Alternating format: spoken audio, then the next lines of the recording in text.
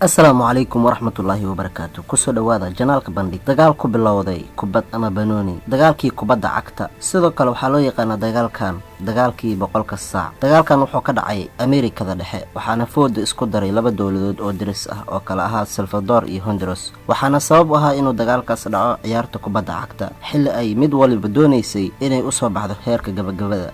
arrimaha siyaasadda ee labadan dal. Isriixriixa labadan dal ayaa wuxuu soo bilowday bilowgii sanadii 1969 waxaana la isku fahmi waayay arrimo ku saabsan soo galootiga, waxayna dowladda Honduras ka qaaday dhulbeereed dad gaaraya 300,000 oo qof oo ka soo jeeda Salvador, kuwaasoo horey u sii joogay dalka Honduras. waxay ahaayeen labada dal kuwo ay ka taliyaan laba xukuumadood oo kaligii talis ah, waxayna ahaayeen kuwo la daalaadhacaya xaalada adag, iyadoo mid waliba baadigoob ugu jirtay inay xaliso mashaakilkaas. ayay haddana isku aadka koobka adduunka noqdeen isku guruub, iyadoo guruub kasta ka koobnaa 3 waddan.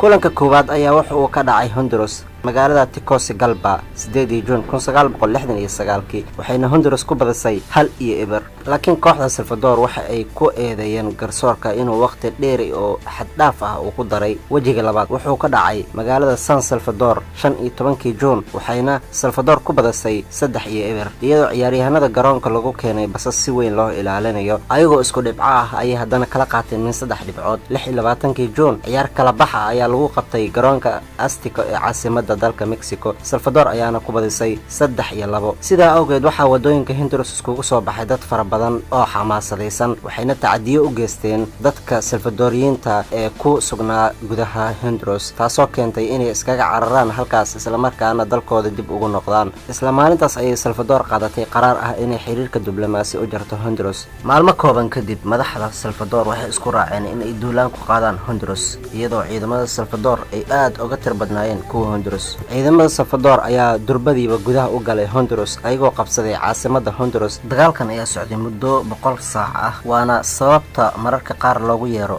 dagaalkii 100 saac. qaramada midoobay, hay-adaha xuquuqul insaanka iyo ururka dowladaha Ameerika ayaa cadaadis ku saaray in dagaalka la joojiyo labada dal. ciidamada Salvador ayaa iskaga baxay gudaha Honduras horaantii bishii Oktoobar sanadii 1969 waxaana dagaalka ku naf waayay 3,000 oo qof dad lagu qiyaasay. sidoo kale waxaa ku baaba'ay hanti lagu qiyaasay 8 bilyan. si toos ah waxa uu istaagay isku socodka xiriirka ganacsiga ee labada dal maadaama xuduuduhu ay kala xigteen. 10 sano kadib heshiis nabadeed ayay kala qaateen 30 Oktoobar 1980. intaas ayaan kusoo koobayaa barnaamijkeenii maanta. Assalaamu calaykum waraxmatullaahi wabarakaatu. fadlan haddii uu fiidiyogan ku cajab geliyay ha iloobin inaad like saartid, taabana calaamada subscribe-ka si aad ula socotid muuqaalada dambe ee aan soo gudbin doono.